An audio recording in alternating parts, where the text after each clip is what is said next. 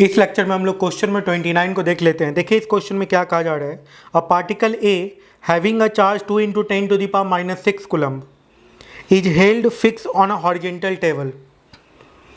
A second charge particle of mass 80 gram stay in equilibrium on the table at a distance of 10 cm from the first charge.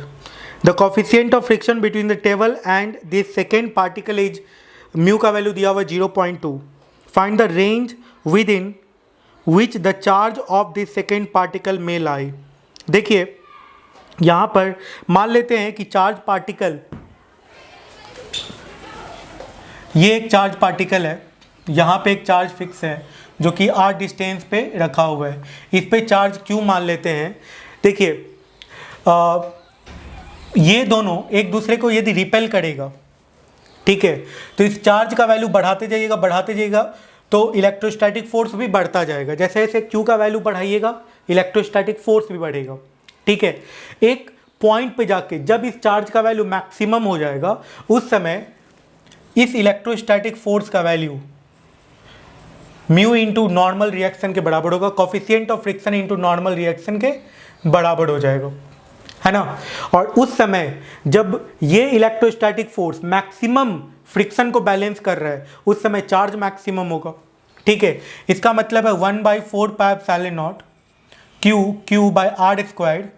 ये जो electrostatic force है, ठीक है, इसको यदि friction force mu into, ये maximum friction force है, maximum static friction force, mu into N से बैलेंस कर लीजिए, म्यू इंटू एम जी से बैलेंस कर दीजिए, तो उस केस में क्यू जो आएगा वो मैक्सिमम वैल्यू आएगा, ठीक है। तो क्यू का वैल्यू कितने के बराबर आ जाएगा, Q/4πε0 r² that is equals to mu M g, ठीक है। तो स्मॉल क्यू का वैल्यू कितने के बराबर आ जाएगा, mu M G 4πε0 r² by capital Q, ठीक है। तो ये जो चार्ज है ना ये मैक्सिमम चार्ज है, ठीक है, इससे बड़ा नहीं हो सकता है।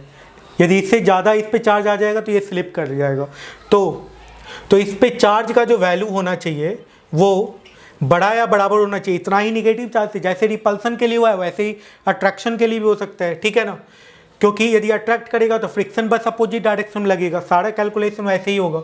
तो चार्ज का जो वैल्यू होगा, ठीक है, ये minus mu M G 4πε0 r² by Q से बड़ा या बराबर होना चाहिए और किससे छोटा होना चाहिए, mu M G 4πε0 r² by Q से छोटा हो सकता है, ठीक है। तो इस तरीके से आप वैल्यू पुट करके आप आंसर कैलकुलेट कर लीजिएगा।